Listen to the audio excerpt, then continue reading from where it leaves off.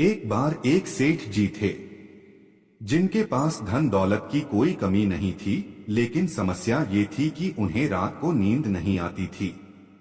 दिन भर वो काम में व्यस्त रहते थे, लेकिन रात होते ही उन्हें बेचैनी सी होने लगती थी, जिसकी वजह से वो सो नहीं पाते थे।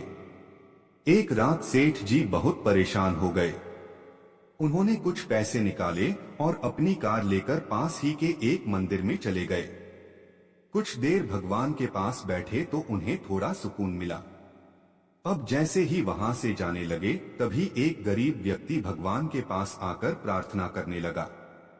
भगवान से प्रार्थना करते करते उसकी आंखों से आंसू निकलने लगे। सेठ जी ये सब देख रहे थे तो उन्होंने उस व्यक्ति से पूछा, क्यों भाई, इतनी रात को मंदिर में आकर तुम रो क्यों रहे हो?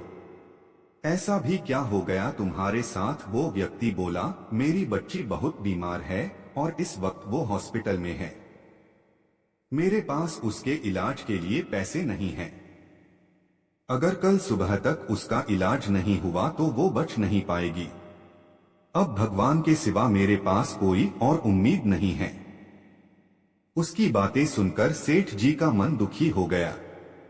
वो सोचने लगे कि एक मैं हूँ जो दिन भर पैसे कमाकर भी सुकून की नींद नहीं ले पाता और भगवान के पास आता हूँ, और एक ये है जो अपनी बेटी की जिंदगी मांगने के लिए अपना सब कुछ छोड़कर भगवान के पास आया है।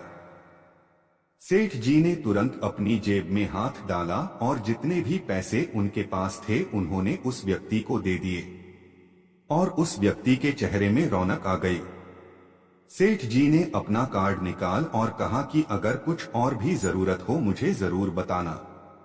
लेकिन उस व्यक्ति ने कार्ड वापस कर दिया और सेठ जी को बोला कि मुझे इस पते की जरूरत नहीं, क्योंकि मेरे पास उसका पता है।